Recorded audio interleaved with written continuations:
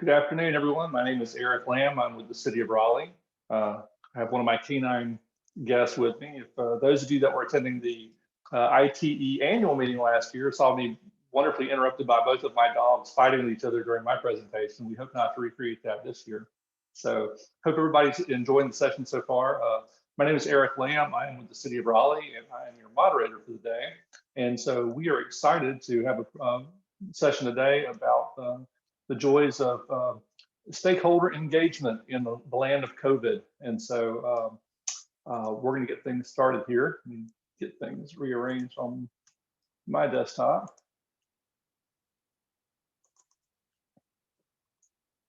So, and really fun fact, we actually have 3 speakers today instead of 2. So I'll introduce the first of our 3 speakers today.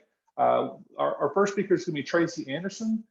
She is the team lead for the Traffic Safety Communications Group at ITRE, Institute for Transportation Research and Education, here in Raleigh at North Carolina State University. And she specializes in transportation safety research, health behavior change, campaign development, qualitative research design, and social marketing strategies. And I'm happy to share this in common with her that we both hold master's degrees from NC State University. Hers is in communication. And Tracy, we're excited to have you, so take it away. Thank you, Eric. And thank you all for being here, for joining us. Good afternoon. Like Eric said, I'm Tracy. I lead the Traffic Safety Marketing Group at ITRE. And today I'm going to talk about creative community engagement on a budget. So my goal for this presentation is to go through some practical tips for launching community outreach and engagement campaigns and efforts. So we'll cover building a message, cost-effective tools for reach, tips for engagement, and then we'll go through some free resources that you can use in your own work. So I want to first start out by kind of putting some context to these efforts. So this topic represents one piece of the solution. I think no matter what field or piece of transportation that you work in, we all have the same goal. We all want to prevent crashes that result in death or serious injury. And outreach and communication and engagement is important for this goal, but it's not enough on its own. To get to 0 traffic deaths, we really need to build a roadway system that protects people from these predictable errors. So this is just one piece of this really complicated system. These types of communication campaigns, efforts, engagement, they really work best when they're coupled with other things, for instance, engineering interventions to design safer roadways. So with that as our foundation, let's just go ahead and dive in. One of the first things you want to think about is building your message. So if you want people in the community to be engaged in your project, you have to be able to talk about your project in terms of how it relates to them. How will it affect them? Why should they care? And to start that, you want to find out what concerns people have in the community. What do they do about those concerns? How do they talk about it? And this will involve a little bit of research. So when we're thinking of ideas for community engagement, we have to temporarily take off our transportation nerd hats and talk in a way that is relatable and understandable to normal folks. And I do want to say that I definitely include myself here. So I'm a proud transportation nerd. There's absolutely nothing wrong with that. But when we're doing engagement, we just want to meet people where they are. We want to listen to the community and talk about our projects in a relatable way. So I'm going to go through a couple of tools that may help you as you're doing this research to find out what people are concerned about and how they talk about it. So the key here is to really find out what language the community is using when discussing issues related to your project or transportation. This will help you to choose a message that is much more likely to be successful. So first, check out Google Trends. This tool shows you what people are Googling in your area. So you can search by specific terms, and then Google will show you related topics and searches. So for example, what you're seeing on the screen, I searched for speeding in North Carolina. And what you can see is that one of those top related topics is school zone. So from this, I can tell that a lot of people are concerned about speeding within school zones. So this is a neat tool. I encourage you to really explore, click around, especially in your specific area. And you'll likely find trends that you hadn't thought of before, maybe topics that you didn't know were connected, or words that are being used to talk about this topic. Nextdoor is another great tool for listening to your community. Nextdoor is a social media site for neighborhoods. Basically, the posts are for specific small communities. So it might be a neighborhood, it might be an apartment complex, or a certain zip code. And this is a great place, again, to listen in on what people are concerned about and how they're discussing transportation in their area. So this post on the far left, if you can see, complains about people speeding in a neighborhood. So the guy who posted it is pleading with his neighbors to slow down. And his post had over 47 comments with people reporting their own experiences with speeding, lots of comments, lots of people talking about it. The one on the far right is from DOT, and this post about helmets had almost 100 people in this one neighborhood talking about bicycle safety and what they see on the road. I also searched for the term traffic here in the middle on Nextdoor, and I found lots of individual posts about intersections and specific locations. So all of these conversations are very authentic. And this is a great tool to really, again, capture the concerns of people in the area. What are they talking about? How are they talking about it? What do they say to each other? Another great site to be a fly on the wall is Reddit. So Reddit is a social news aggregation, web content rating, and discussion website. Reddit has pages that they call subreddits for every state and then most major cities. And these pages have discussions that you can search by topic. So for example, when I searched the Raleigh subreddit for traffic, I found lots of discussion threads, including this one here that you see about greenways and another one about sidewalks. And both of these had hundreds of comments and back and forth conversations from people in the Raleigh area. So again, a great tool to just kind of observe, see what people are talking about. And from that, you can really get inspiration on how to talk about your message, how to talk about your campaign. And there's a neat story that happened recently because of Reddit that I wanted to share. There was this local resident that posted a series of dash cam videos from his morning commute of a driver that was repeatedly using the shoulder to pass traffic, which we all know is really dangerous. Hundreds of people responded to every one of his posts, again, talking about what they've seen, what they experienced, what they think about driving, about roads. And the community of people on Reddit really responded to this guy's posts, and this kind of collective anger grew each time that he posted. And the community urged him to turn in his recordings to the highway patrol, which he did, and it ended up leading to the driver's arrest. And as you can see, everyone was pretty excited when that happened. So it's kind of a neat story. And I share this to show that these conversations are already happening online. If we're not getting much response to maybe our online surveys, or we're not able to hold a meeting because it's a pandemic, or maybe if you had a meeting, you didn't get a lot of people showing up and you really aren't getting the feedback that you need. There are places where we can go where people are already having these conversations. People are clearly very concerned about these topics. We just have to make it easier to gather their concerns where they already are. So now you kind of, from this research, may have a better idea of how people in your community are discussing these topics. The next thing you want to think about is how to frame your message. So when we're framing our messages, there are a few things to consider. So the first question I like to think about is who bears the burden of the engagement? So if you need input, is it accessible and convenient to the whole community? If I'm working, let's say 2 or 3 jobs and I rely on public transit, can I easily participate in your meetings? Or are they in the middle of the workday in a remote office? Can I give input on my own schedule? Basically, just think about what you're asking people to do and how much effort is involved. So if it's a really large lift, that's likely why you're not getting much response. We have to make it super easy and convenient to participate. And then second, your message should focus on how it will help the community, not on what you need from the community.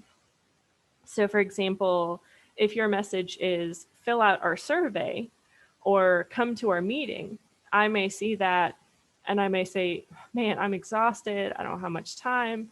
I have to go to the grocery store and cook dinner and go home to my kids, whatever. I don't have time for that. I don't want more work. But if you're appealing to how your project will help me, will make my life easier or less stressful, I'm much more likely to pay attention. People love to talk about things that matter to them. So we want to, as much as possible, invite them to express themselves rather than to work for us, right? And then lastly, you want to ask yourself if your message represents the people and the language of the target audience. So if my message, for instance, includes cycling, or I'm talking about riding bicycles, am I only showing the people who wear Lycra and ride a $2,000 bike? Who is excluded in that message or in that imagery? And does my language include everyone affected? So for instance, if I recommend using the phrase people walking and rolling instead of using bicyclists and pedestrians, because when you say people walking and rolling, it also includes micromobility, includes scooters and all those things, and people in wheelchairs. It also is just less technical, which is sometimes more approachable. So we want our target audience to really identify with the language that we're using at all times. And we can just leave that technical language for the quarterly reports. Now let's next go through some tools that you can use no matter how small your budget may be. The first one I want to go through is targeted social media ads. So Facebook, which also now includes Instagram, allows for targeted ad buys with no minimum budget. So you can set your budget by day. So for example, most of the campaigns I run are $5 a day or $2 a day. You can, of course, go higher. And then you choose your goal for that campaign and your target audience. So for example, for a goal, you can choose traffic, which just means you want to send people to your website. Or you can choose engagement, which means that you want to focus on comments and likes and shares and things like that. And there are lots of options for choosing a target audience. So you can do a specific location, you can have a zip code or counties that are involved, demographics, of course, things like ethnicity, gender, age, things like parents as a group or tourists as a group. You can also select by interest, so someone who's interested in bicycling or interested in transit. And then you can also do it by behaviors. So someone who is a frequent commuter, who uses a mobile device often, things like that. So this targeting your audience is very simple to use on Facebook. So even with a really small budget, Facebook and Instagram ads can be very successful. So here's an example of an ad my team is running for a Safe Routes to School grant. This is in partnership with the Albemarle Rural Planning Organization in North Carolina. We built a website which focuses on parents teaching kids safety and really modeling that behavior. So the ad that we developed, it links to that site, and then our target audience was parents who live within the ARPO counties. So again, very specific. You can put the age range. And then with only $4 a day, we were able to reach almost 15,000 parents in our target counties. 188 people engaged with the post, so they liked it, they commented, and 169 people visited the website, which amounted to about $1.22 per visit, which is very cost effective. And then we had 6 people share the post, which is a small number, but really that's the goal. That's the gold. When your audience starts telling your message for you, that's that really good engagement. again, very authentic when they become the messengers. Google Ads also allow for very targeted outreach. So they have a monthly budget instead of daily, but it also has no minimum. So you can set a maximum cost per click, or CPC. So you can say, for instance, I don't want to pay more than $2 per engagement. So again, very obtainable budget. And you can set a goal, just like Facebook ads. You can send people to your website, or you can set a goal with a very specific action. For instance, I want people to visit my website and fill out a form or fill out a survey. The target audiences are very similar to Facebook: locations, demographics, interests, and habits, and of course, the search options. So the best part about Google, in my opinion, is that your content will show up based on people's searches. So for example, right now, if someone searches kids car seats and they live in North Carolina, right now they're going to get an NC Vision Zero ad, which points them to more information on our website. So this is very useful. Clearly, it's, again, very targeted advertising, but you also get people who are already seeking out information, so they're more open to the information that you're providing. So let's say that you need input on a project, or let's say you need to get responses in your area.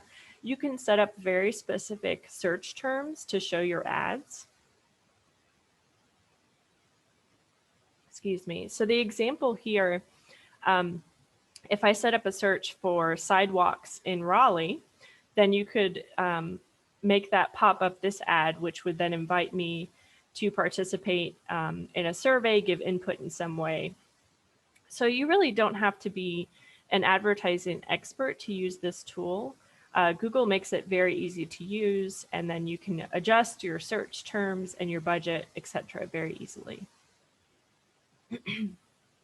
So I talked about Nextdoor before, but I also wanted to say that it's a great place to post if you're looking for input in a specific area.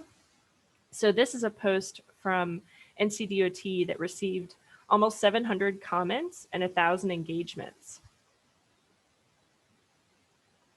So as you can see, the post asked for people to give feedback on the roads in their area, and clearly people were very excited to do that.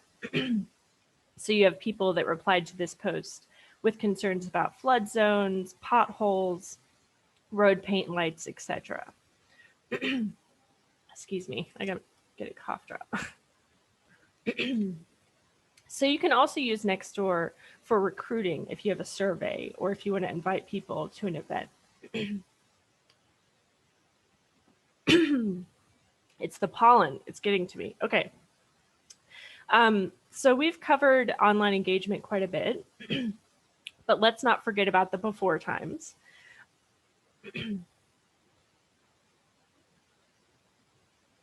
So before this pandemic, of course, and hopefully again soon, there were lots of opportunities, and there will be again, to engage with people in person or at events. So with the vaccine rollout, hopefully we can start some of these things again. And I'm just going to go through some tips for in-person engagement. So first, it's an important distinction to make when we're talking about engagement versus outreach. Outreach is great, right? So we want to get your message out, you want to raise awareness, etc.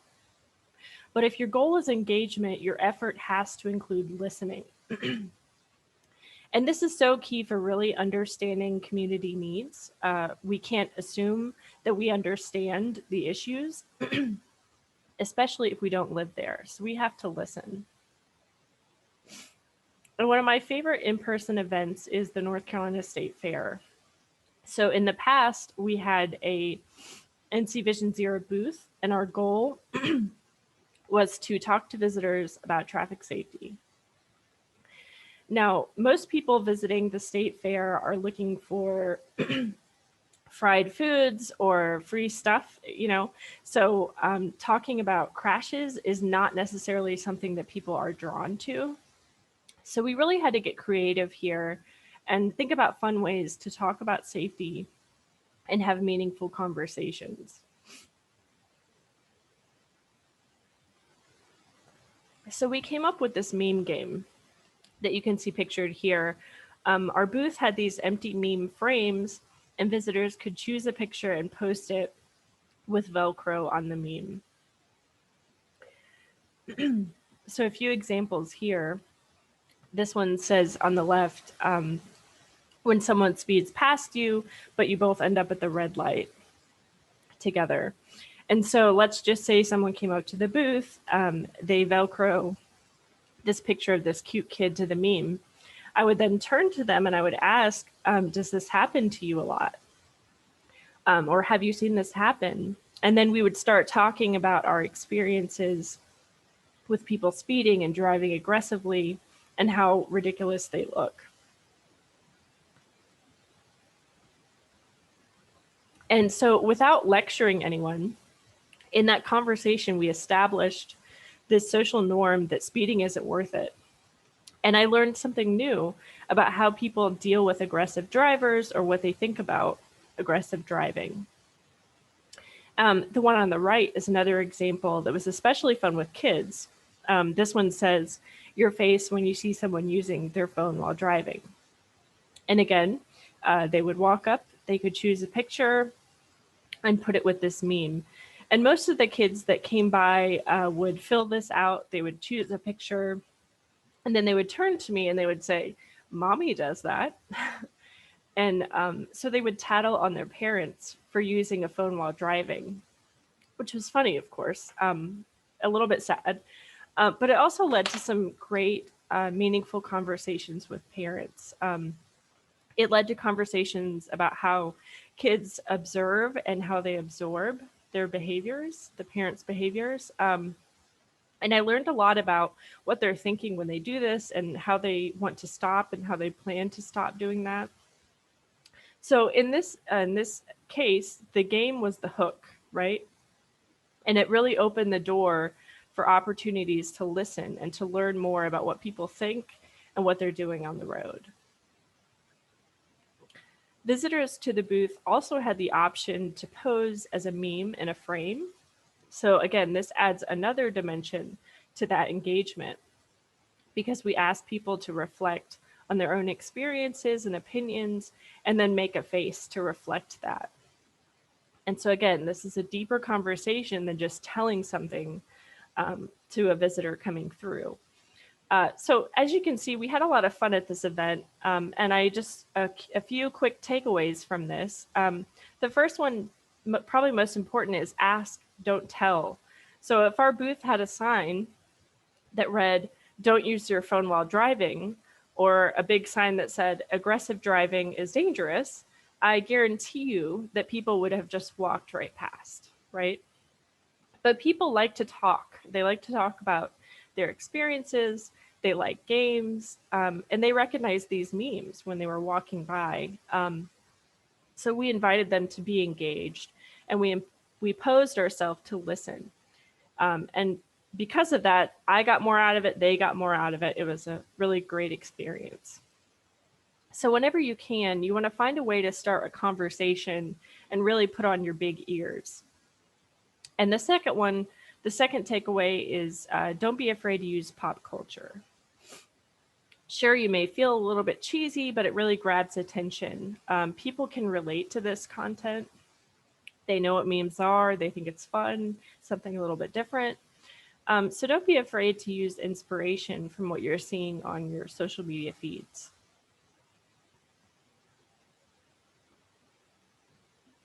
Now, our next tip is to include a strong visual. Earned media refers to publicity gained through promotional efforts.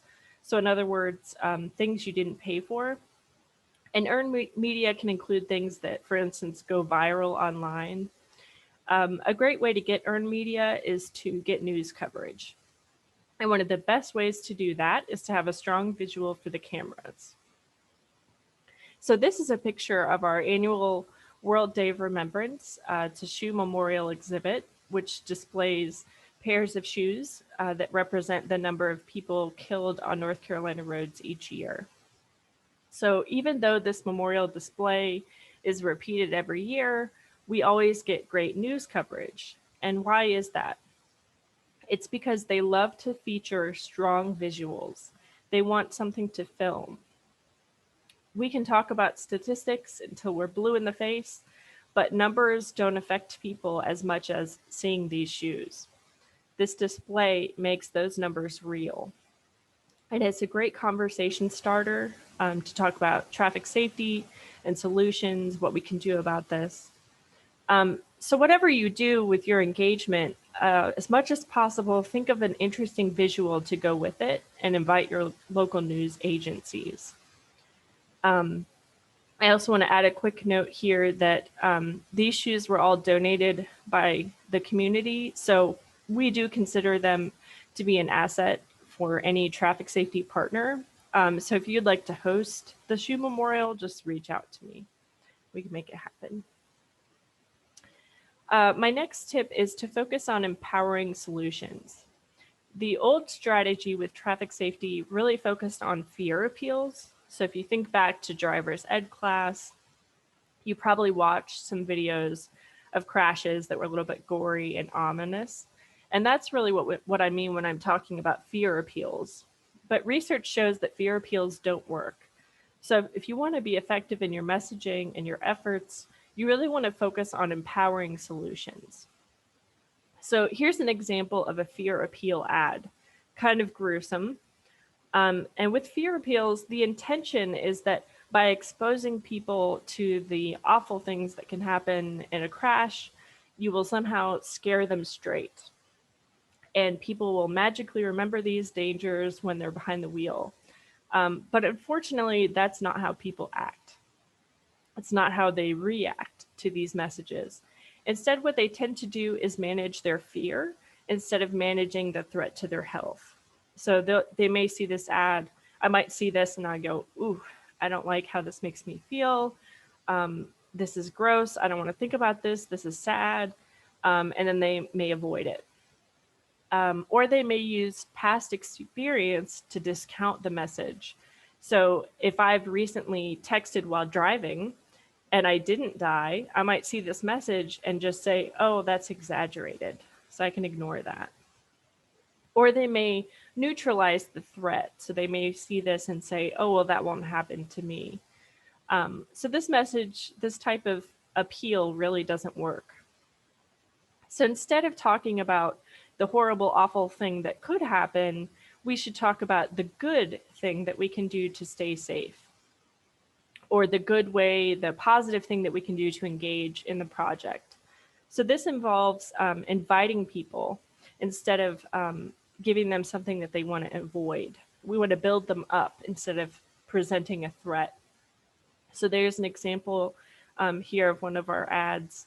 It says, encourage good habits. So instead of saying, don't drive distracted or distracted driving is deadly, we focus instead on the positive. Encourage good habits. Keep your loved ones safe by not calling or texting them while they're driving. Here are a couple more examples of empowering people and focusing on solutions and positivity. The one on the left reads, you are the most important safety feature in your vehicle. So the goal here is I will feel empowered to be safe on the road because I can keep myself safe by doing the right things. And the one on the right says slowing down saves lives. So we're not saying, again, speed kills, speeding kills this many people per year. Instead, we're saying, if you slow down, you could save a life. So focusing on that positivity. And this is another example. This is our Be a Peach program. The goal of this campaign is to encourage young people to speak up if a driver is unsafe. Each letter of the PEACH acronym reminds participants of something they can say or something they can do if a driver is unsafe. So this campaign has been highlighted on social media, but we've also presented it to driver's ed classes in the before times. And it goes along with a role-playing activity where teens could act out certain situations and they could practice speaking up in those situations. So again, teens know that driving is dangerous, it can be dangerous. They hear that a lot. They don't need to hear it again and again and again. So instead, this campaign really focuses on empowering them. You can be safe. You can speak up. You have the power to tell the driver to slow down or to get off the phone. So we've covered a lot of practical information that I hope is useful to you. Now I just want to share some free resources that might help you as you're developing your next outreach and engagement effort. The first one is our Safe Routes to School website. This is hosted on the NC Vision Zero site. It includes dozens of social media images, really focusing on kid safety on the road, as well as parents. And we will also be posting more information about in-person events and engagement once they're safe again. So all of these materials are free to download. Please share. We also have lots of traffic safety images on the NC Vision Zero site for basically any traffic safety topic you can think of. Again, these are free to download and use, so please share. And here is your page for your screenshot. This includes all the links that I presented in here in this presentation, all the images. This also includes the YouTube channel, which includes hundreds of traffic safety videos. And then the last link is another webinar recording. So if you want to learn more about building messages, about the behavior change strategy behind these messages, that's available too. So in summary, community engagement is available to any size organization for literally any budget. You just have to be more creative with it if you have a smaller budget. So I'm putting my contact information here and the website to reach the creative team at ITRE. We're happy to help with your projects. Thank you for your time, and I hope to be in touch. Thank you, Tracy. That was terrific. There were some ideas in there I never would have thought about using Reddit as a platform for social engagement, and now I can't think of not using it. So if you were successful in nothing else, you at least made one strong impression today. So thank you for Awesome. that. Thank you. I've got one quick question for Sure. you about Nextdoor.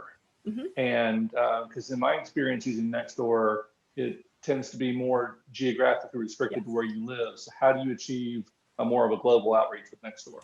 Yes, that is the limitation. It is for specific neighborhoods. So for instance, I can't just join Nextdoor if I don't live in that community. So we've worked around this a couple different ways. It helps if you have staff that are in that area. There are other ways that you can look at the posts that are public. You may be limited there. And then I know that, I don't know if anyone from DOT is on the call, they've managed to post to a wider reach, but then you're a little bit more limited in viewing those one-on-one conversations. So there are limitations. I would encourage you to ask your staff to get involved in their Nextdoor in their own communities too. Very good, thank you. So I'll ask folks, if you have questions as we go along, feel free to submit your questions in the Q&A box. And we will have opportunities for questions and discussion at the end of the presentations today. Thank you, Tracy, greatly appreciate that. We are gonna move on to our next set of presenters. And we actually have two as part of this one. So first we have Genevieve Kanellias, who is the Southeast Region Director for Communications and Public Involvement at WSD. She has created and implemented public engagement programs of all sizes for a variety of project phases using traditional and innovative outreach techniques. She enjoys developing engagement strategies, turning technical information into visually engaging collateral, and seeing all the pieces come together. She is joined by Sarah Parkins, who is a communications and public involvement specialist also at WSD and has a background in transportation planning. She's worked on numerous projects across the Southeast, including long-range transportation plans, transit projects, and planning studies. And she brings her experience in online surveying, strategic outreach, and graphic design to enhance public involvement tasks. She is also a member of the TRB Committee on Public Engagement and Communications, and she is a board member for Bike Walk NC. So we are pleased to have both of you. So Genevieve, take it away. Thanks, Eric, and thank you all for joining our session this afternoon. We're glad to have everybody join us. We are going to be doing a couple of polls throughout the presentation this afternoon. So up here are 3 ways that you can join, and we'll also add this. Sarah's already added it. Perfect. Thank you. To the chat box. So you can view the poll through the web browser if you want to open up another web browser on the device you're using for the conference.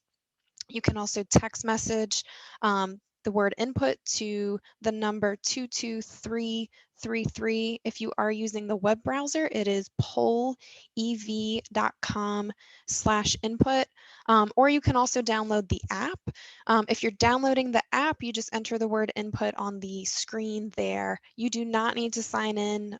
You can if you want to, but you can also just click to the next step, and there should be a polling question appearing for you.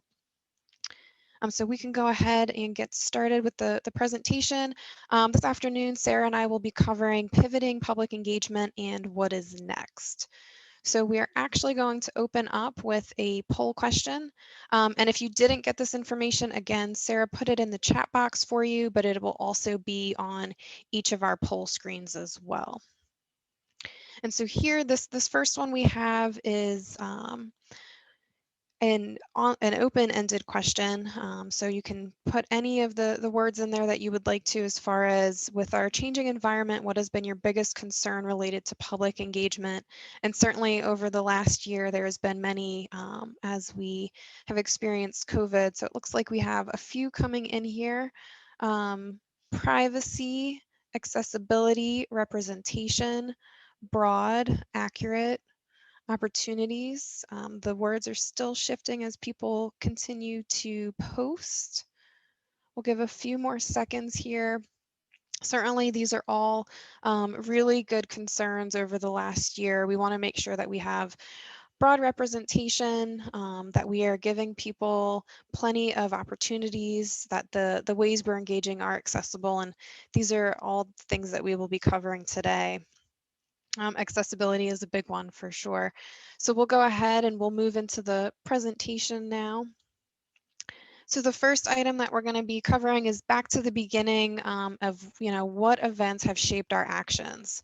And on the next slide, last year when COVID first started to become more of a concern in the US, we had governments starting to issue guidance on social distancing last March.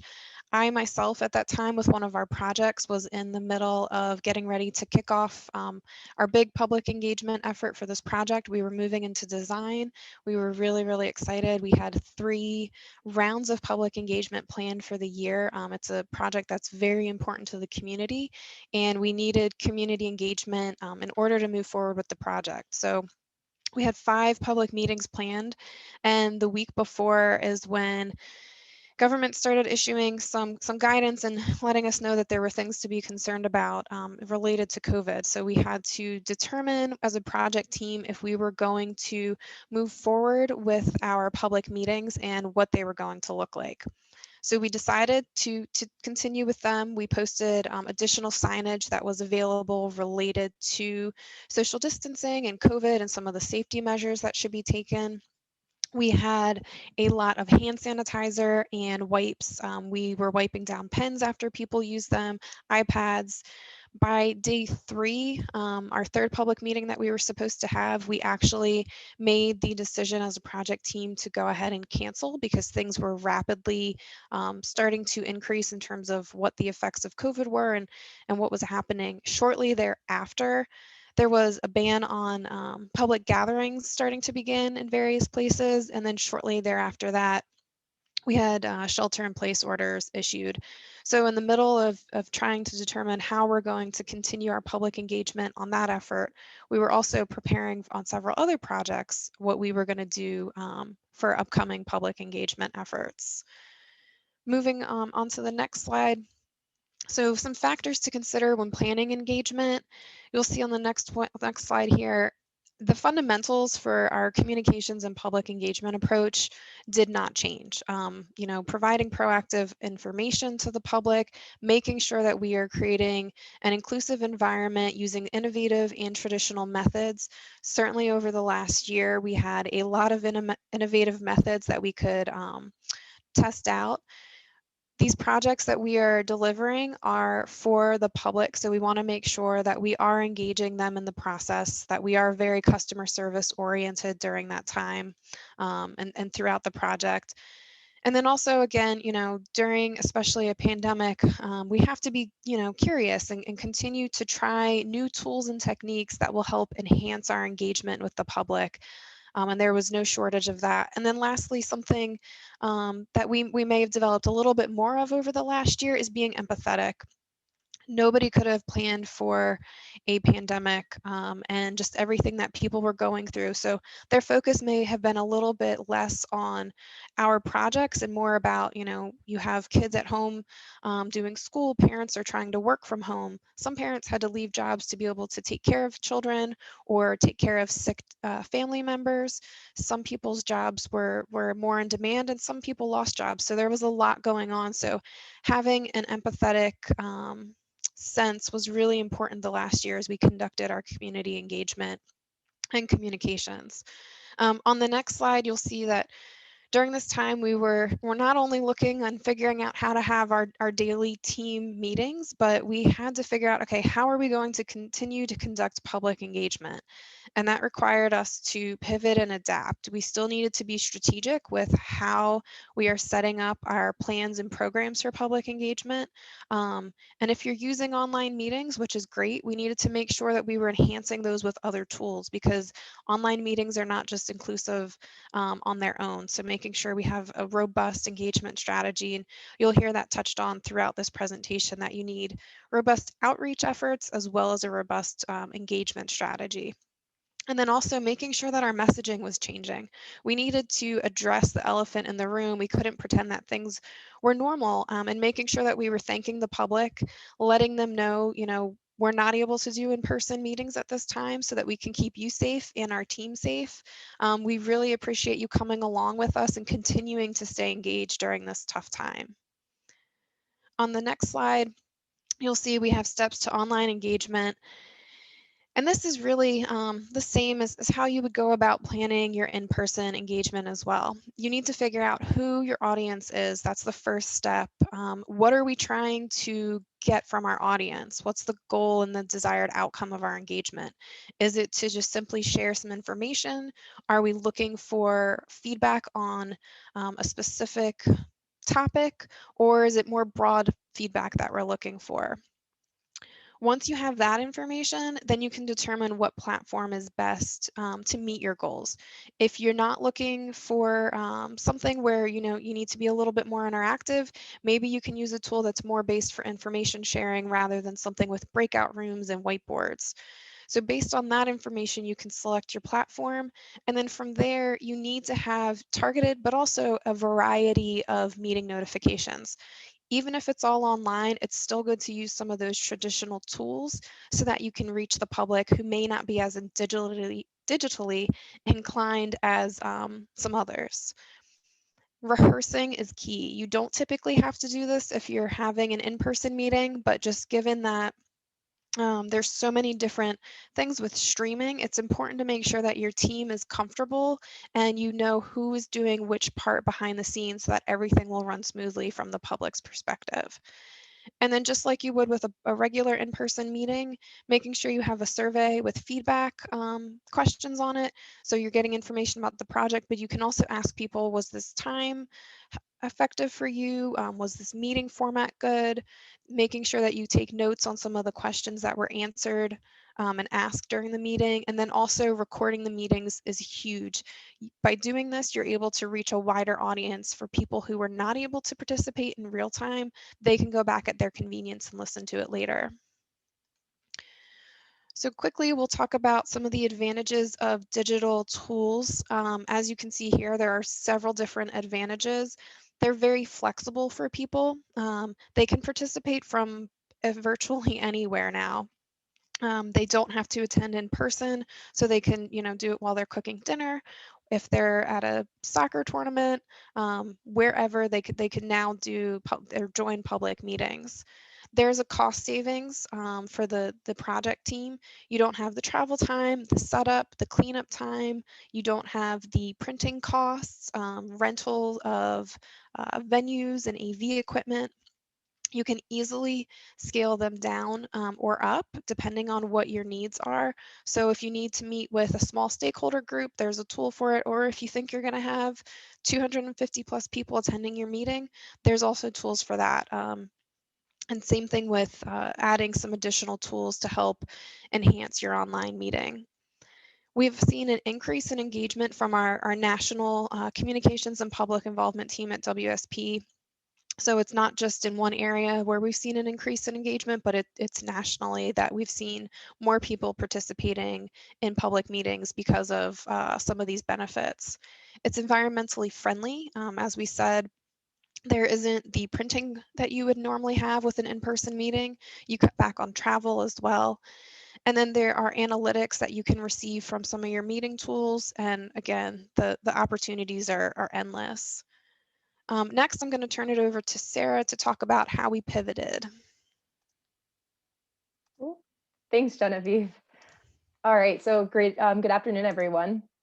So Genevieve just mentioned a lot of different ways that we have been communicating online, but we'd like to start it off the next section with another quick poll question. So you can use the same polling information to get back into the poll, but we're just wondering, what tools have you used specifically for online engagement?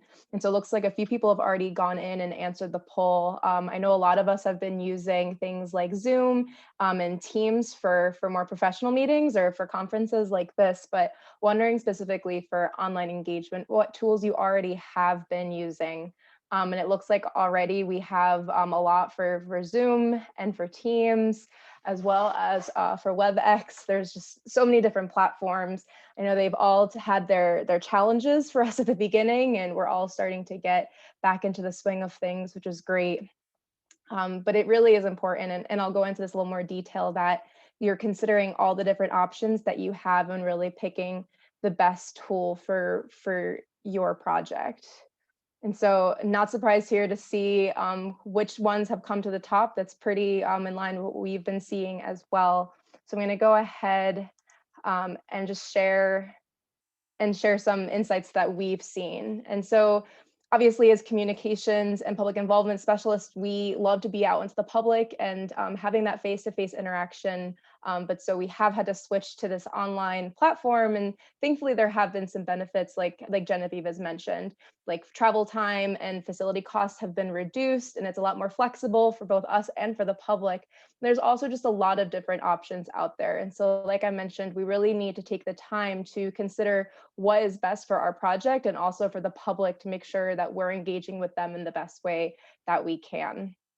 And so this is a chart that our team put together that just shows you how many options there really are out there. So there's more than just the Zooms and the Teams platforms that we're already using. There's a lot more things out there. And as COVID has begun, there's been a lot more programs that also have been developed. And so it really is important, when you're considering a tool, to take a look and see what are the features that that tool has, what are the functions, and how are you going to be able to use those features with your public meeting. Obviously, for a smaller meeting, you might want to use a different tool compared to if you're going to have over 100 people at your meeting. So it's really important to take a look at all of your options and then pick from there. And so thankfully, we also do have some tools that the public are already using and that we are also already using that are free for social media. And so these tools are really great because it's reaching people where they already are. They're already online, especially as we all got stuck inside our houses. We needed to communicate with the public somehow. And so we were all online. And so the great feature of things like Zoom and GoToMeeting and those kinds of platforms is that we can broadcast these meetings live through Facebook Live or through YouTube live stream. And so the benefits of this is that they're already there, they're already used to it. And so it's not as difficult to get them to attend. But then it also is helpful that if someone's scrolling through their Facebook feed, they might come across a live video that they weren't expecting to plan or to attend this meeting, but now all of a sudden they're in the meeting. And so you've now just increased your reach for that public meeting without even doing anything other than starting a Facebook Live. It is important, though, to remember that if you want to continue to engage with those people on Facebook Live and on YouTube Stream, that you have a facilitator that's looking at those comments as they're coming in during the meeting, so that there are any questions and you're having a Q&A session during that meeting, that you can ask those questions that have been shared there as well. So then people really feel like they're being heard, and you can continue to have that dialogue with them. It's also great because these recordings will stay on the platform, and so people can go back later and watch them, or in the case of YouTube, you can share that to your Facebook, to your project website, and it'll live there. So if anyone wants to go back later and see the presentation, they're able to. So some really great benefits there with social media. We've also had really great success lately with using interactive surveying tools. So today we're using Poll Everywhere, so you're able to see kind of how that works, where we're able to collect live responses online or at a physical meeting. The great thing about this too is that if we're sharing to Facebook Live, participants can still participate even if they're not on the Zoom platform. So it's super engaging, and it's a really great way to get quick feedback and kind of break up your presentation, so that's not just someone talking to you, but it's a two-way dialogue. Also, we've had really great success using MetroQuest as an online survey tool. We prefer to have surveys that are short, so there's a higher success rate, and that are engaging. So it's not just a ton of text that people are looking through, but it's a little bit more interactive. They can click through things, look at images, have these maps. It really helps to feel like the public is getting more out of it. And it kind of feels like a game too, in a sense, so they don't feel bored having to take these surveys. So those are two really great tools that we've been using to supplement some of these online meetings. Another great tool are interactive simulations and crowdsourced maps. So crowdsourcing maps often just use a Google-based map, so the public is already familiar with them, and they're with the interface rather, and they're also able to just drop in their comment or to review comments that other people have been making. So it's a way for the community to see what other people are thinking as well, in terms of identifying some maybe problem areas along your study area, or even you can share some recommended solutions and see what their feedback is on those solutions. Also, another great one is interactive simulations or online web tools. And so people can kind of have a more educational aspect when they're going to the website. Rather than just reading a lot of text, they're actually able to click on different parts of the website that they're most interested in and then find more information. And then in this example too, people are able to select what they're what they think is most important, and based on what they select, they'll get a series of different outputs that will show that if you selected these things as your priorities, then this is what the future might look like. So it's more of an interactive choose your own adventure, which allows the public to feel like a little bit more engaged, and again, more game-like. And so they actually might want to share it with their friends and family, which is great for us because that's free advertisement. So another thing that we've seen that's been really popular and we've been having great success with are these virtual public meeting rooms. And so the great aspect of these is that the public feels like they're actually attending one of your public meetings, but at the comfort of their own home. So they can still see all the meeting materials, they can see the presentation boards, they can see the handouts, they can even watch videos that are embedded into the website. And then they're also sometimes able to communicate with the project team by either submitting a survey result or submitting a survey response, or having a chat function within the tool so that you can have that two-way dialogue. Also, virtual reality is becoming a lot more readily accessible. We're able to develop a printed PDF, and then using a smartphone, you can actually walk through the project or see different stages of it, from during different phases of construction to what it's going to look like when it's completed. So there's some really great technology out there that can be done. And then also just a much lower, a little bit of a cheaper solution are videos. We're very easily able now to produce short videos that share the project information, which can be turned around in as little as a week, just to send an update out to the public. They're very easily shared over Facebook and social media. So it's a quick way to share that information rather than just sending a printed material or an ad or something like that. So we've had really great success there. So obviously with the number of households without internet access is shrinking, which is great. And so we really are reaching a lot more people through these methods. And it's also, like we said, it can be more inclusive. People don't have to travel, they don't have to get childcare. But however, we still need to consider the people who don't have internet access and who might not be comfortable with sharing information online or joining a public meeting. And so these are some ways that we have worked around that to make sure that we're not only reaching people online, but we're offering different options for them to get involved. Because while we can't be in person right now, it is still really important that we reach everyone in our community. So one way that we do this is that we always provide a call-in option to any meeting. A lot of tools now will even allow you to pay for a toll-free number, which is even better for the public. So making sure that they have that option there. Also making sure that the tool that you're using is user-friendly and is a one-click tool that works well on mobile. Your phone is a really small screen. So while we might be running the meeting from our computer and our laptop with our multiple screens, the public might be using their cell phone. And so you need to really consider that, especially for the materials that you're sharing, such as maps and things, that you really need to be able to see them very well. In addition to that, you need to be providing clear verbal instructions during the meeting, because not everyone might be looking at the presentation, they might only be listening. So you really need to make sure that you're explaining things, especially graphics and maps, that people that are listening can follow along as well. It's also really important that we're following Section 508 accessibility. So things like making sure the font sizes and the font types are clearly legible, and also considering those that might have color blindness, making sure to check that. There's a lot of free apps that you can use in your phone just to do a quick check, but there's also a lot of different tools online like contrast checkers and things like that that will help you make sure that your materials are accessible as possible. It's also really a great practice to offer multiple meeting times to offer that flexibility. So whether that's different times during the day, so a lunchtime meeting and an after work meeting, or even different days of the week, and really considering what's best for your community. Here in Raleigh, we don't do any meeting on Wednesday nights because that's church night. So we try to always avoid that. So trying to consider what are the best needs for your community for scheduling those meetings. And then, like we said before too, make sure you're posting all of those meeting materials online for future reference. Not everyone's going to be able to attend your meeting, but you want to make sure you're able to provide that information so they can see it later.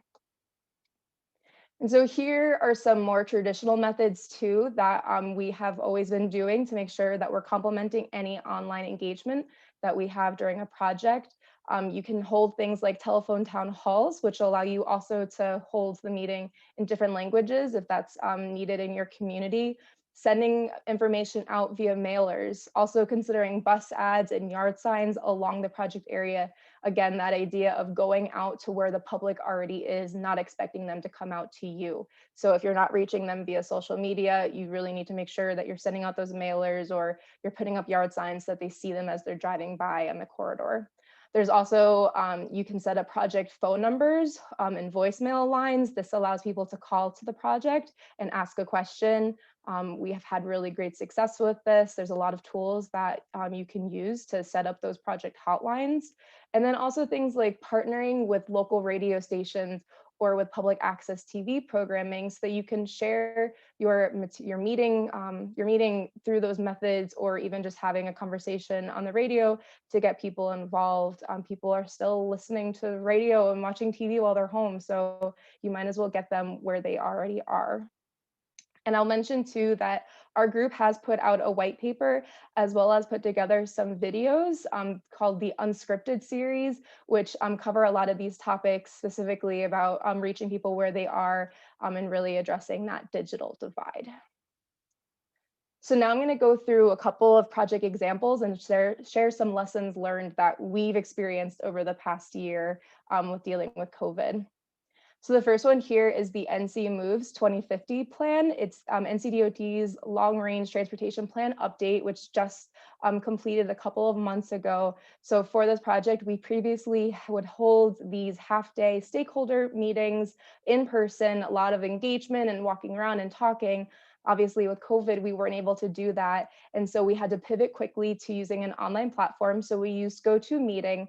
In that platform, we were able to still have the same participation that we did during those in-person meetings, and we were still able to engage with them using Poll Everywhere as an option for getting their feedback and doing live Q&A throughout the presentation. So we're still able to do that stakeholder outreach through online methods. And in some cases, it's even easier for them because we offer multiple times for them to attend the meeting.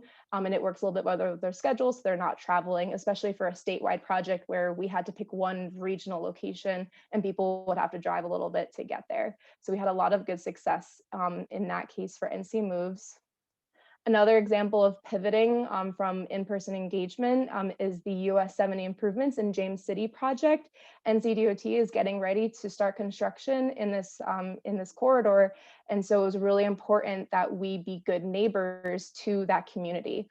And so once we realized that we weren't going to be able to go out in person to the community and talk with them, we knew that we needed to start setting up a line of communication for them to receive information from us and for them to ask us questions. So we set up a project phone line, we set up a project email, we've been sending out newsletters and just regular updates whenever there's going to be a detour. We also set up a mini video series, which allows us to show the public what to expect during construction and what it will look like once the project is completed.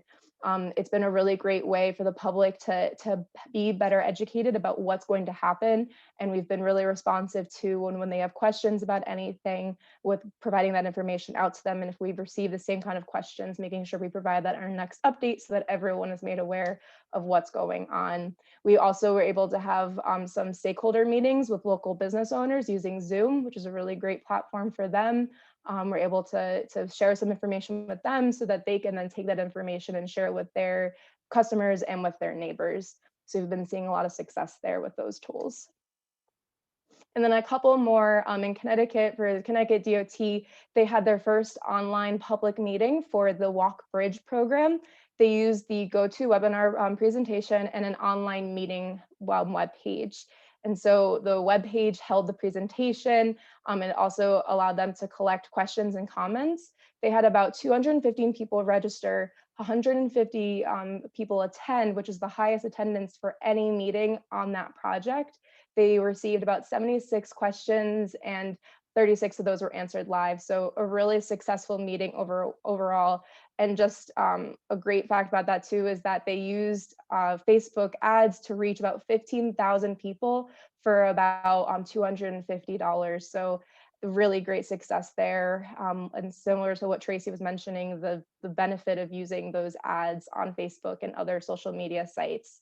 Additionally, too, for the California high-speed rail, this is one of those projects that we had that included an environmental document. So there was a little bit more requirements there. So a lot of different tools were used to share this information with the public and to get that feedback.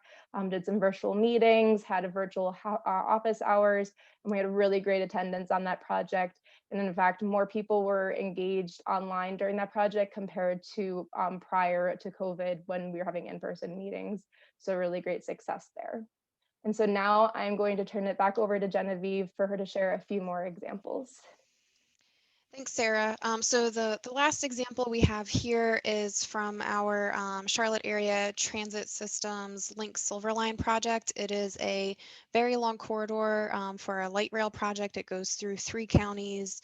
It's a very important project to the area as a transit project, and it will help improve regional connectivity. And as such, public engagement is just very, very important on this project. And we began our design phase of this project in early 2020, and if we didn't have public engagement, we were not going to be able to continue to move forward with the project. So it was very important to figure out how we were going to do that. We held early scoping during our round 2 of engagement, and then we held round 3, just concluded actually earlier in March. During that time, we had 12 virtual public meetings. Because the corridor was so long, we decided to split it up into 6 focus areas so that it would be easier to disseminate the information publicly. We had an online open house that was available 24/7 using the Esri Story Maps tool. And on those tools, because the public all responds to information differently. We wanted to make sure that we were providing it in a variety of ways. So we had it in a text format so that people could read it. We had short videos, again, trying to keep the public's attention. We made a shorter video series so that if they wanted to watch all of the videos, they certainly could. But if they were only interested in certain pieces, then they could watch those shorter videos and gather some of that information. So we used those features, interactive maps, a lot of graphics to try to make it very visually engaging for people. Our virtual meetings were all recorded and we put those on the online open houses as well. During our round 2 early scoping engagement period, we didn't reach as many of the demographics that we wanted to. So during our third round rather, we made sure that we included more targeted Facebook posts and advertisements, which were really cost effective in increasing engagement. We also used an incentive during our third round so that we could increase engagement as well. Our surveys were available via digital methods and paper.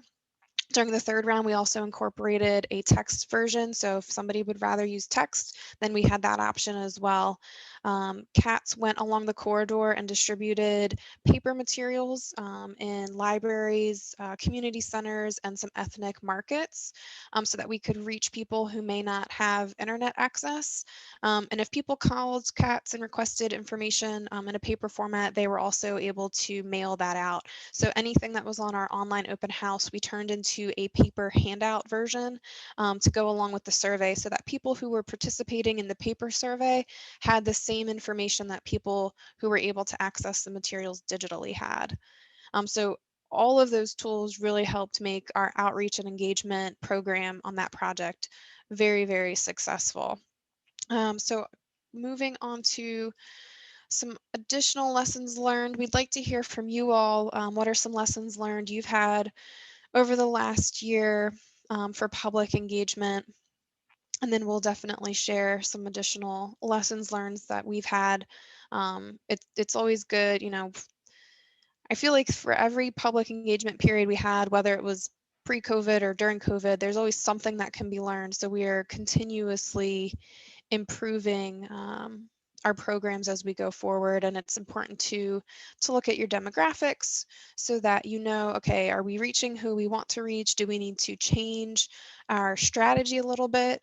Was it successful? Is there something that didn't work and we should be focusing on some other things? And it looks like we may not have any responses on this one.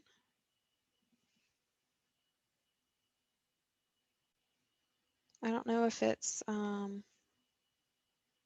going through. Sarah, does it look like it's showing up on the back end there? No? Okay, well, we can go ahead and we'll keep going forward with the presentation because we want to leave time for some Q&A at the end. So in looking at some of the lessons learned that we've had, it's important for your virtual public meetings to be prepared. Develop a staffing plan and a run of show so that everybody knows what they're responsible for, what's supposed to be happening minute by minute. With the virtual public meetings, it's almost like you're putting on a TV production in some ways. And so to make sure everything runs smoothly, if everybody's on the same page, that's really, really helpful. Another thing too is we have to be flexible.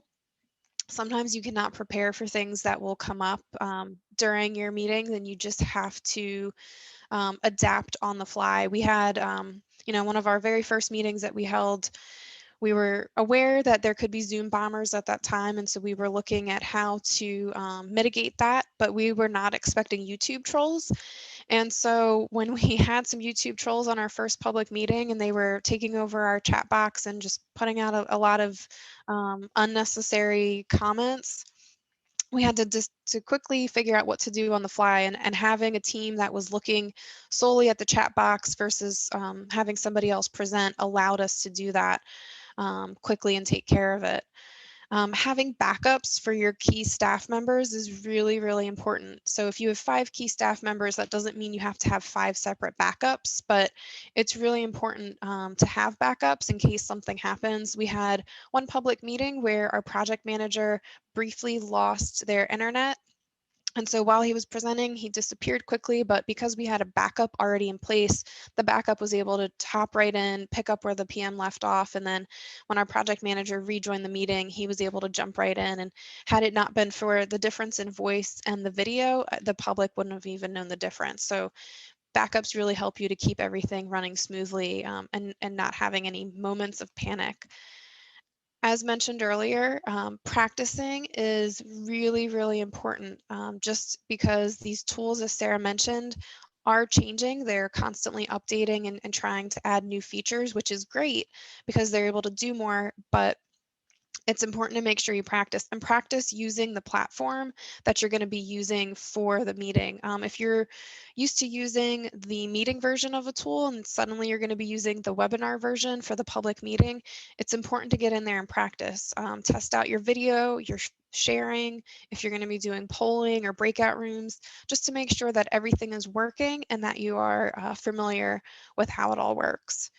And then lastly, making sure your strategy is robust so that you are inclusive. Sarah mentioned, bridging the digital divide.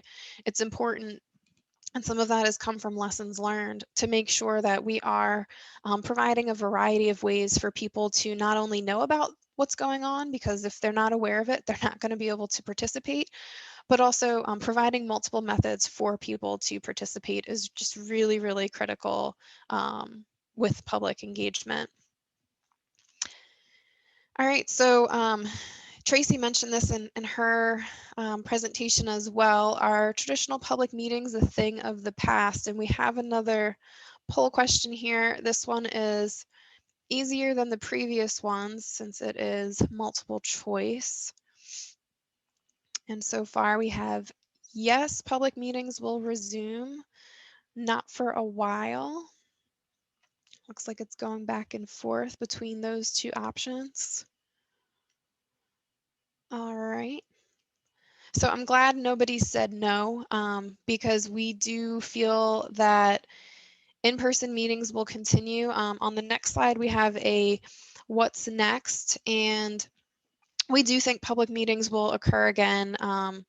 The public and our agencies are looking forward to getting back out and meeting face to face. Of course, this is going to depend heavily on state and local guidance. What agencies and organizations' comfort level is also going to be key.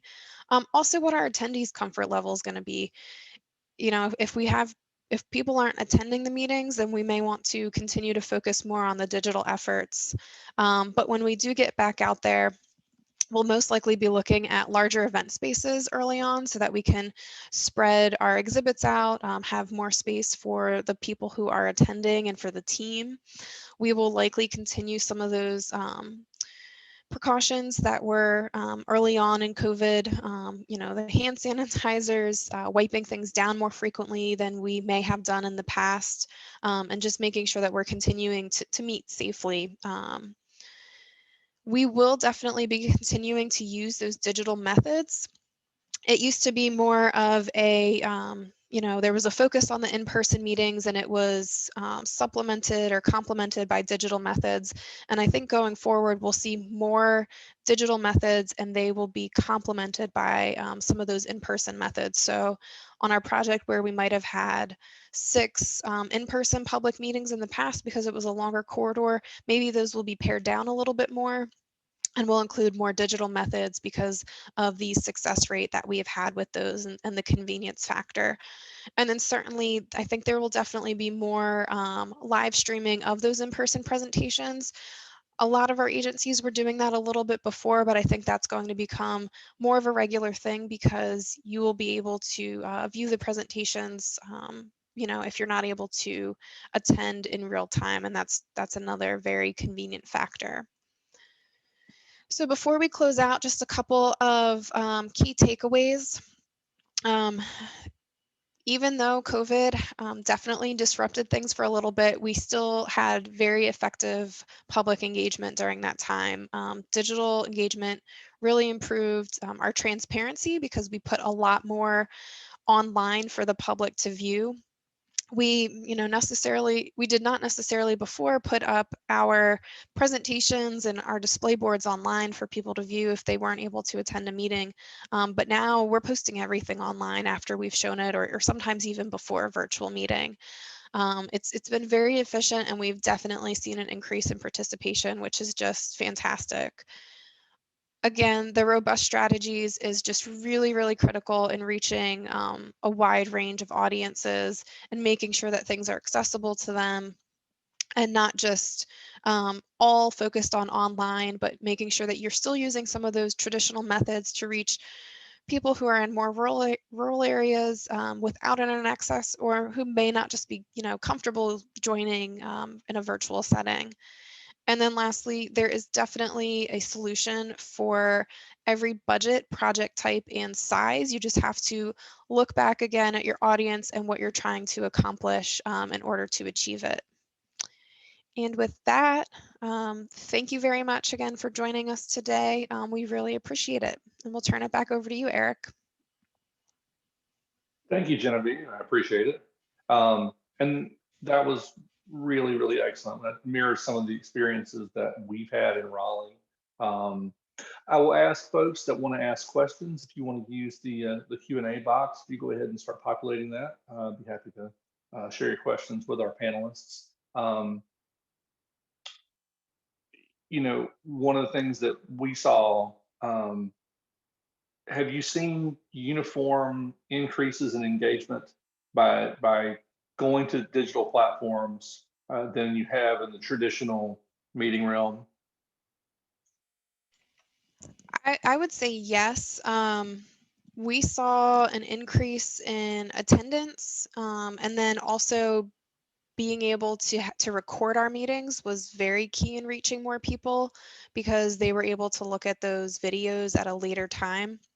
And so that just really expanded the reach. And then same thing too, as Sarah mentioned with the surveys, we've been doing digital surveys for a while, but I think now there was more of a focus on making sure that the content was really tight, so that you're not trying to put somebody through 5 pages of a survey, because you're going to lose them, especially now. So many things are being pushed out to the public. A lot of people are spending all day on Zoom calls or virtual meetings of some sort. They're on their laptop. So the last thing they want to do is, participate in a really long survey or join us for another meeting. So having the convenience with the digital tools, I think, definitely helped with engagement. And are you seeing anything in terms of audience bias? Like, for example, when we do outreach historically, when we've done it, it's been primarily folks that are geographically connected to a particular project. Folks that if we're doing a road widening, we get just the feedback from the folks that live along the road, and it tends to be an older demographic in general in our in-purpose meetings. Are you seeing that change with digital involvement strategies? So not necessarily so much spreading to a wider geographic area. It still tends to be people who are concerned about that project. Although it does surprise us sometimes on a survey when we see that we have somebody who's participated from California, and we're not sure if they just really like to take surveys or if they're moving to the area. So that always does surprise us a little bit. I do think that the demographic has gotten a little bit younger from what we're seeing. You're right, because it tends to be an older population who would come out to our public meetings. And I think lately, with the more engaging our meetings have become, we've been able to attract a wider audience. But certainly with the digital tools, we've been seeing a wider range in audience levels. And Sarah, I don't know if you want to chime in on that as well. Yeah, I just want to add too, I feel like we know that there's some groups that are really difficult to engage, especially Spanish speaking group communities are very difficult to engage. And we've seen that our survey responses actually for Spanish speakers have increased during COVID. And it might be a product of just promoting those things on social media. So rather than just making the Spanish site and then saying, go take our survey in English on social media, obviously is not going to drive a lot of Spanish speakers to the survey, but actually promoting in Spanish on social media has been a huge help. And so things like just making sure that the audiences that you're trying to reach, you're speaking their language literally and figuratively. So if you're trying to reach millennials, you need to be more on Instagram or even on TikTok and some of those other places, because that's where they are, right? So you've got to reach your audiences exactly where they are. They're not all going to be on Facebook and Twitter and LinkedIn, but if you're trying to reach that younger demographic, then find them. Okay, so we've argued about this in the office. Is TikTok really a viable platform for the work we do? I think it's a lot I'm of not work. dancing. I think TikTok is a lot of work because it takes a lot of time to, it's not a platform you're immediately going to reach a lot of people. It's going to take a lot of time to build a following. And so if you already have an existing following on Instagram and Facebook, then it's probably going to be better spending your time there, just because it doesn't directly translate onto TikTok. But if you're really wanting to engage with those Gen Zers and you want to do a little dance in front of a highway project, I mean, you never know, it could go viral and you'll have 1 million views. So Sometimes you just have to embrace creativity and try something new. But be careful because it could be Yeah, successful and then you're doing it on everything. could be a little too successful, exactly. Hannah Cockburn, our friend from Greensboro, North Carolina, has a question, and she was asking, what types of virtual techniques do you think are going to continue post-pandemic? I think we're definitely going to start incorporating virtual public meetings more regularly. We really did not do any live virtual sessions. We would definitely have online open houses a little bit here and there. We would certainly do digital surveys, live streaming from our in-person meetings, but I think we're going to see some more virtual meetings continuing, almost a hybrid of the in-person and the virtual setting. Definitely the digital surveys are going to continue because those reach so many more people than in person. I mean, we've had people who come to our in-person public meetings and we'll have the same comment form available online and in person, and they will a lot of times they will fill it out online. There's a lot of tools that I think we're going to continue to see used. The online open houses are great because of the convenience factor, and they're very, very transparent. We post all of the materials on there. People can view them at their own time. We used to have some people who would come and they would take pictures of the display boards at our public meetings. Whereas now, if you're posting it online, they feel like they can go up there and, if they want to send it out to their community or their neighbor who wasn't able to attend, they can do so easily with a link. So that's what's great about the digital tools. Tracy, anything you want to add to that one? Yeah, I agree with what she said. I think we've learned so much about convenience, right? And I think we can't step that back, right? So now that we know how easy it is to engage virtually, I don't think it would be smart to ever step that back. So I agree with that. And another example that we've used in our projects, we had all these in-school programs planned for Safe Routes to School, and then all the schools shut down. And so we've really tried to think of new ways to engage with parents online. And then things like hosting a virtual art contest, just really thinking outside of the box. And I think people are adapting to that and they're appreciating it. I think it's a good thing. I think we'll keep learning, but I think our reach will only grow as we keep doing this and get better at it. I know on our end, the one thing that's been most effective is taking the old style public meeting format and translating it to a YouTube scripted video and putting that out. And we're finding we're getting hundreds and hundreds of hits on these videos, as opposed to the 25 people that would show up for a public meeting before. So we've seen the reach really blow up on our end. So. And it's easy to disseminate those too. You can post them on social media. They can live on your website. You can send the link out via email. So it's really helpful. And then everybody's getting the same message, which is also really critical. So I don't have any other questions in the chat. I have one last question. Virtual public meeting environments. hokey or useful. I've heard both ends of that, and I've seen it done well, and I've seen it done badly. So I'm curious your thoughts. I personally think that they are a little flashy. I think you can get the same, I think you can get the same outcome from using a website and posting all of the materials on there. There are some people, though, who really do like that setting because they feel like they're in the meeting room. So I think it just depends on who your audience is and what they're going to be looking for. But if you don't have the money to spend on a virtual meeting room, going with the website route and putting some icons or some links up to your meeting materials is also just as effective. It may just not be as flashy. Sarah, Tracy, feel free to disagree or add anything onto that. I think there's a lot to be said about consistency, right? And so if you're a larger agency that's doing a lot of projects in a lot of different areas, make sure that you're using the same tool. So if you're using a public meeting room, you don't want to have 5 different versions of doing that, because the public's going on to each of these and they're different features, or they can do this on this one, but they can't do it on that one. They're going to get frustrated over the functionality, and you don't want people getting hung up on the technical aspect. You want them getting excited about the project material. So if you can achieve the same thing on a story map or on a project website as you can in one of these rooms, then why spend the resources to get the public used to something new when what you're doing is already working, unless it's not working, and then try something new. But I don't think there's anything wrong for innovation and making it look like you're literally in the room with people. But at the end of the day, we need to make sure that we're spending our resources in the most conscious way.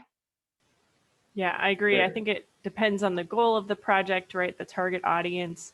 I think the most successful ones I've seen also just offer several ways to participate, because some people, like you both have said, like they really like that face-to-face, and it really makes them feel heard and valued in a way that they don't get online. So it just depends on the person.